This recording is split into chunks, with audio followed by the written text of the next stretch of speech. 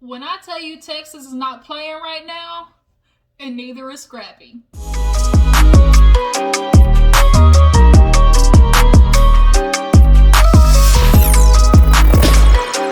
What's up, you guys? Welcome back to my channel. Your girl G here. Appreciate you for tuning in. And I'm sure you are wondering, why the hell do you look like somebody's auntie on my screen? Let me tell you why. Because right now, Texas is not playing. Right now, Texas has decided it's going to stick us under 6-7 inches of snow, shut off all the electricity and power in half the state, and ice this bitch up. God literally turned it into Ice Age in a matter of 10 hours. Like, we're not used to this. Like, last week it was 60 degrees, and now it's like 10.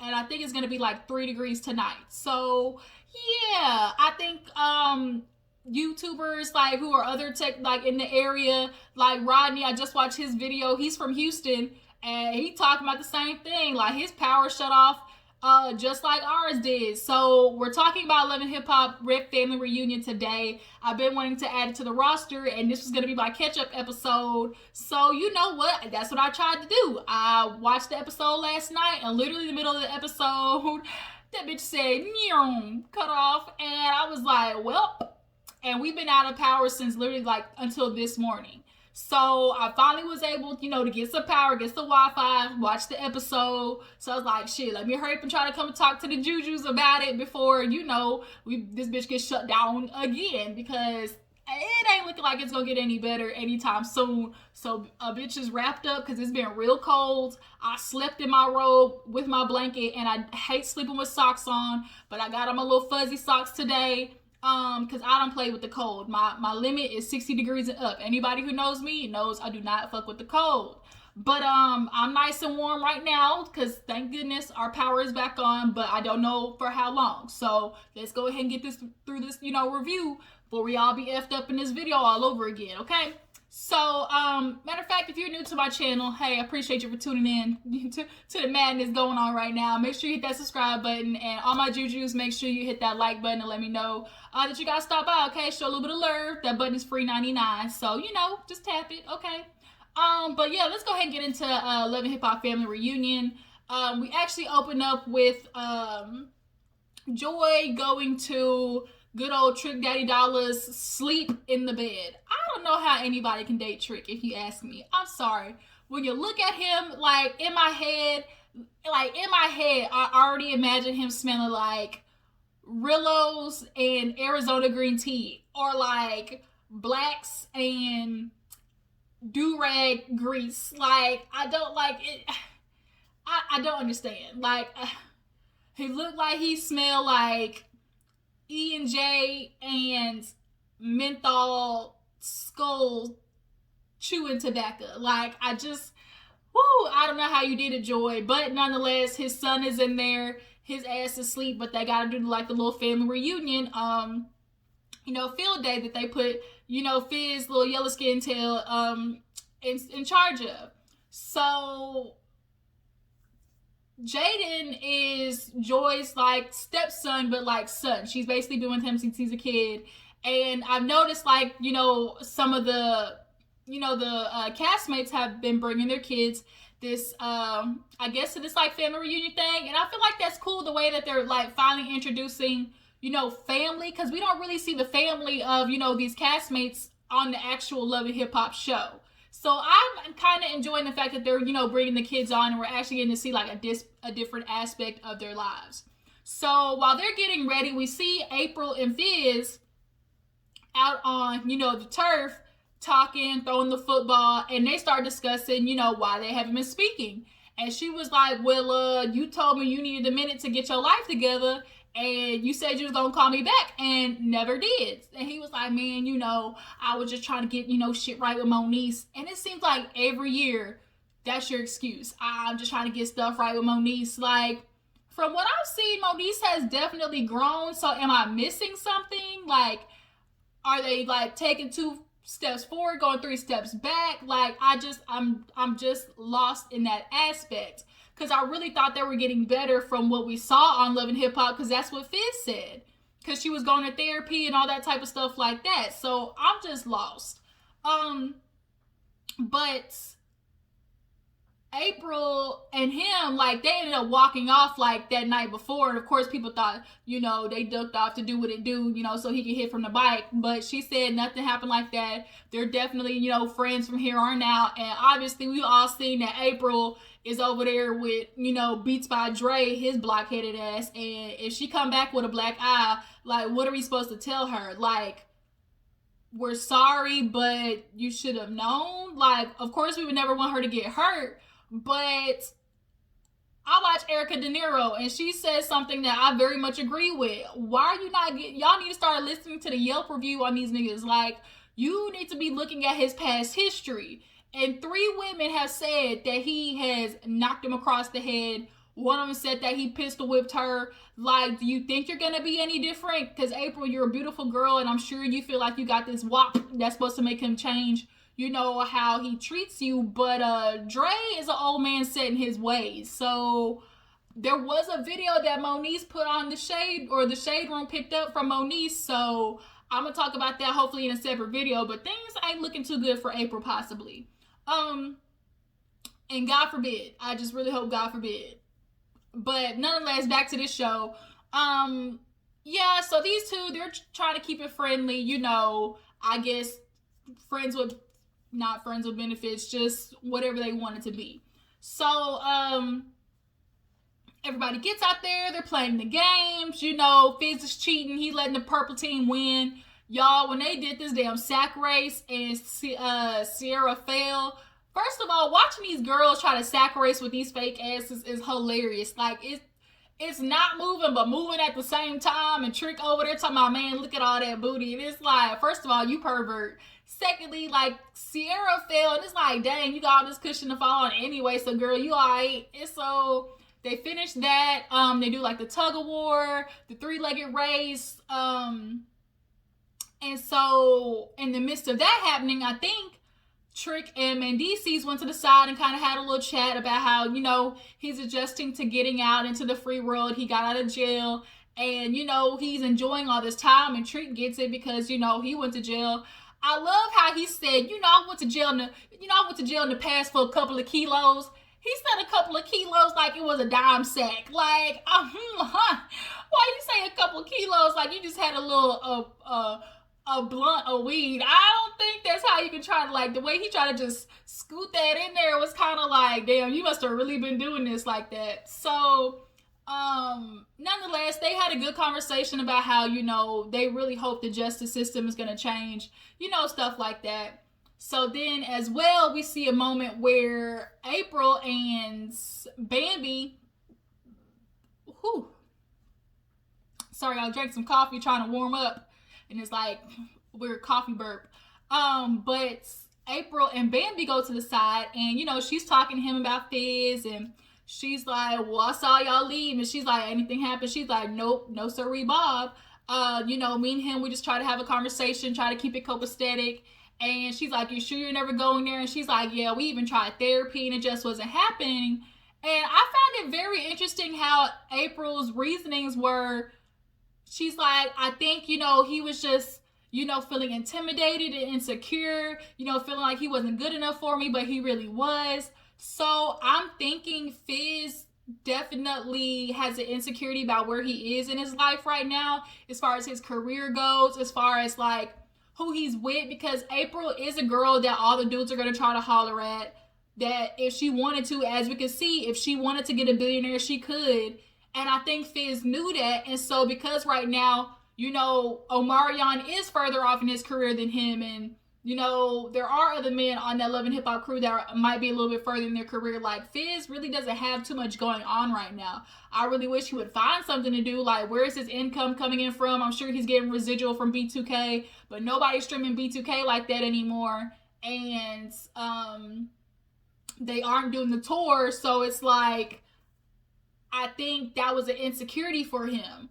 Because April, is a woman who has her own money, like, has her own stuff, so I can see where April's like coming from, with that. But for her to say like they try to go to therapy over it and stuff like that, I mean, y'all two were also just trying to get under Omarion. As much as y'all want to say y'all weren't, I just kind of feel like it was definitely a little like to Omarion, at least for April. I feel like for April.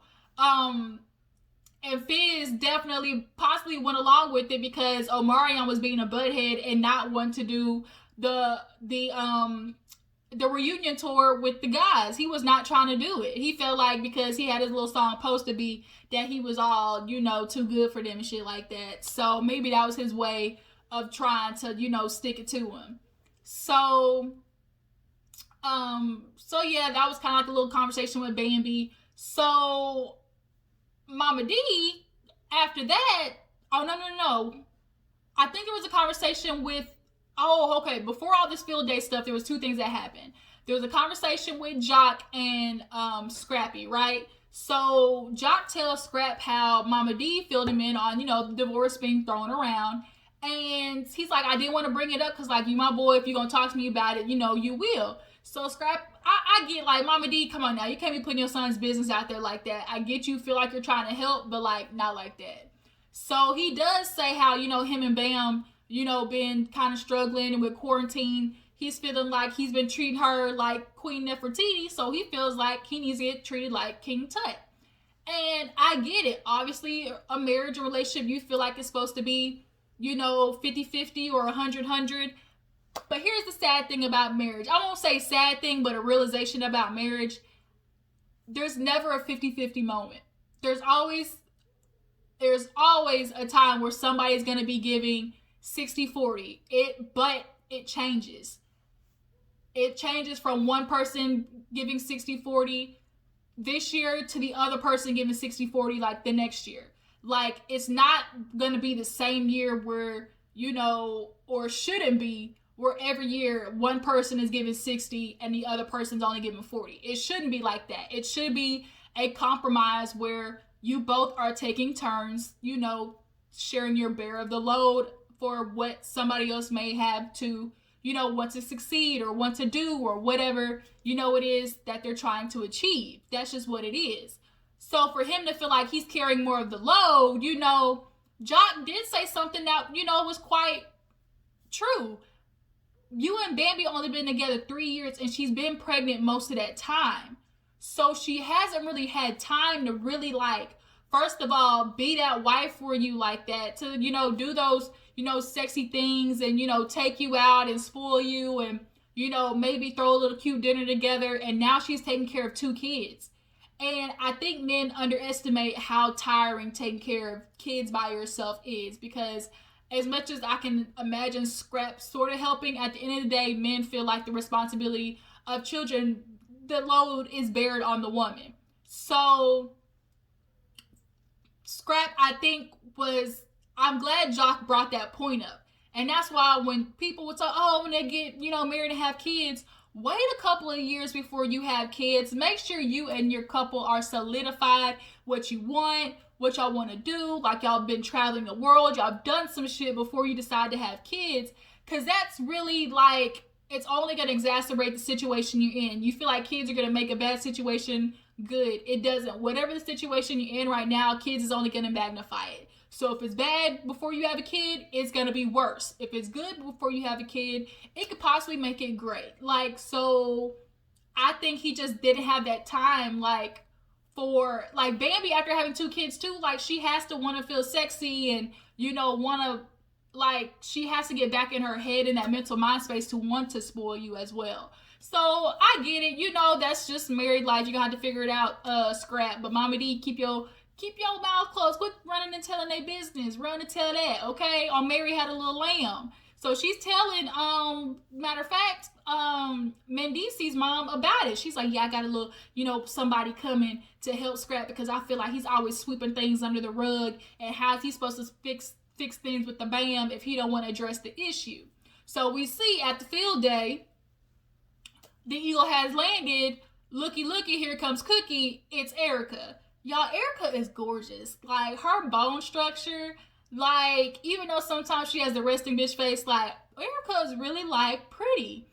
And you can definitely tell Scrap has a type because when Erica and Bam are standing right next to each other, they do low-key favor. So when Erica comes, Scrap immediately, energy is cut the cameras, dead ass. And Bambi has a mature moment where she pulls her to the side. I laugh that Momma Dee and her both had on the same yellow shirt, black blazer, and like they looked just alike. And so they're talking, and she's like, "Look, girl, we here. You know, whatever issue we had in the past, like I just want to say, you know, I'm over it. Or if there is something you want to address, like we can talk about it. I just don't want it to be awkward and us like kind of ignoring each other, like, you know, because we're gonna be here." So Erica's like, "Okay, you know, we good. You know, let's move on. You know, let bygones be bygones." Cool. So for Bambi, that's good, but for Scrap, for some reason, he ain't having it. So after that, everybody is chilling. They're like doing like hookah outside and stuff. Who had the conversation first? I think it was a conversation between Sierra and Joy, because they're talking about you know, their relationships as being stepmoms but feeling like parents to the kids. And Sierra lost obviously her stepson, like Shooter's son, you know, to getting killed. I think that's how it happened. And Joy, you know, wants to be able to convey that to Trick's son, that she still feels, you know, like his mom. So she pulls him to the side and was like, "Look, you know, even though me and your dad aren't together, like I still love you. I'm always gonna be your Mama Joy, and you know, and that be that." And he's like, "Yeah, you know, you always gonna be Mama Joy to me. You know, nothing has changed that." And you know, I understand that because my dad, you know, he's with my stepmom, and she's like, no matter what, like, she's all like, "You're always," she's from New York, so she has an accent. She's like, "My daughter." She's like, "You're always gonna be my daughter, okay?" So like that, when you have a step parent like that, it definitely is like a satisfying feeling, or just like a gratification, but there's like a, I don't know, there's just like a feeling of just like warmth when you know, like no matter what, like the relationship or bond that you have, especially when you're older, like it's okay and it can be good independent of, you know, a parent that they possibly split with. So we see them all doing hookah and stuff, and Carly Ray's daughter is over there with Jock's son and Trick's son. She's 26, y'all. I had no idea she was 26. So they sitting there talking about, you know, how it is to be, you know, celebrities' kids. And Carly's daughter is definitely, you can tell, holding a feeling about being raised by her grandma. That's something I would love to see them have a conversation about, because the way she said it and the tone that she said it definitely has me feeling like there's something that she wants to definitely get off her chest with that. And Jock's son as well. He's like, "You know, I saw my dad, but definitely not as much as I wanted to." Jock was always on tour, but also that nigga got like 10 kids. So how are you supposed to spread your time between 10 kids? Get fixed, Jock. Like immediately, like expeditiously, okay? Paris called herself, is it Paris? Yeah, I think it's Paris, calls herself, you know, trying to break up the scene, you know, trying to feel like, "Oh, what y'all doing over here," type, you know, under the tree type stuff. So we see all them out there. Scrap, he talked to Bambi about, you know, Erica being there. She's like, "Look, at some point you're gonna have to talk to her. Like, we can't keep doing this." And he like, "You know what, I you know what the temperature is, you know, I decide if I want to talk to her or not." And you know, Momma Dee talked to Erica and was like, "Look, you know, my son, him, you know, you and him, y'all are eventually gonna have to like figure this thing out for Imani. You know, she's getting older." And Erica, you can definitely tell she's ready to just like stop having to be on defense with Scrappy. And we all know it was tumultuous for them in the past. Like, they went down through there. A lot of it being Erica talking about how Scrap wasn't paying his child support and how Scrap was unfaithful. I think Scrap is feeling some type of way about how that was put out there. The problem is, when niggas do dirt, they don't want it to go out there in public. I don't think Scrap was happy that the whole world knew that he wasn't necessarily doing his part and taking care of his child. At least that's what I'm going to assume. He's feeling salty about that, because I just don't understand like where all this like is coming from with Erica. Like, I just don't know. And he won't talk about it either. So it's like, where are we supposed to go from here? How are we supposed to fix it? So there was this funny moment where Carly Red's daughter was over by Ray J, and they sneak off into the room, and Carly Red was like, nope, come here. Come here. What you doing? We're not going to do that. And Ray J, first of all, quit playing Ray J. He wasn't with Princess at this time, but it's like, Carly Red, please do not let your daughter go down the same. Do not let her go down the same route as you. I know it's unfortunate, like monkey see, monkey do, but like, didn't we hear on Living Hip Hop Unlocked that little secrets revealed that Carly Red and Ray J hooked up? I could have sworn that was a thing. I know Tommy, but I could have sworn Carly Red was on there. I could have sworn. And if so, don't you let your daughter do that, because that's nasty for both y'all to have sex with the same dude. Ooh, no. Especially Ray J. So she pulls her out the room and was like, we ain't doing that. So then, last but not least, we finally get to the part where Erica decides she's going to pull, Scrappy to the side, and she's like, let's try to sit down. He's like, no, I'm cool. I'm going to stand up. And it's like, okay. She's like, you don't want to talk? He's like, no, I'm not going to do it. So in the confessional, he's going off like, why y'all keep asking me about Erica? Like, why don't y'all go get her man, bring him in so he can stay talking about Erica? Like, I'm not doing this with y'all. Y'all want to stay talking to me more about Erica than y'all, my own wife. And I'm really trying to figure out, y'all drop down in the comments, what do y'all think has Scrappy so wound up about Erica? Like, why can't he discuss like what his problem is with her? Maybe he just wants to discuss it off camera. Maybe that's the thing. But, I mean, you're obviously at a TV show, so you're, like, it's gonna come out eventually anyways. But, he ends up going in the room, and Bambi's in there, and we hear them, like, clearly having an argument. So, I don't know if he's arguing with Bambi about, the producers trying to force him to have a conversation with Erica. But at this point, Erica's annoyed because she's like, we gotta get over this hump at some point. And especially with you having a daughter, Scrappy, like, just make it easier for y'all to co-parent. Like, just have a conversation already. Even if you have to have a mediator, do something, dude. Because, I don't know. It seems to be that Scrappy is just dead set on not liking Erica or not being good with her. I just feel like he doesn't want to be okay with her, so he can keep holding his gripe. There's clearly something he's having a gripe about with her. But we don't know what it is. Like, you got to talk about it, Scrap. She's trying to figure it out. But that's kind of the episode. That's pretty much all that happened. But I'm enjoying, like, how, the Love and Hip Hop reunion, like, stuff is. It's definitely what I think we want reality TV to be, where it's more of the funny moments. It's more of, like, the game moments. It's more of, like, we're seeing more real stuff, having their kids there. Them talking about their problems. And it's giving us the drama, obviously with the Scrap and Erica stuff, with the, Carly Red watching her daughter with Ray J. Like, it's giving us the drama without it being messy, without it. Obviously, there's some messy moments, but it's not dramatic. Like, we're not seeing bitches throw shoes at each other and throwing drinks. Like, it's not like that. So, I'm enjoying, I'm actually pleasantly surprised that I'm enjoying this.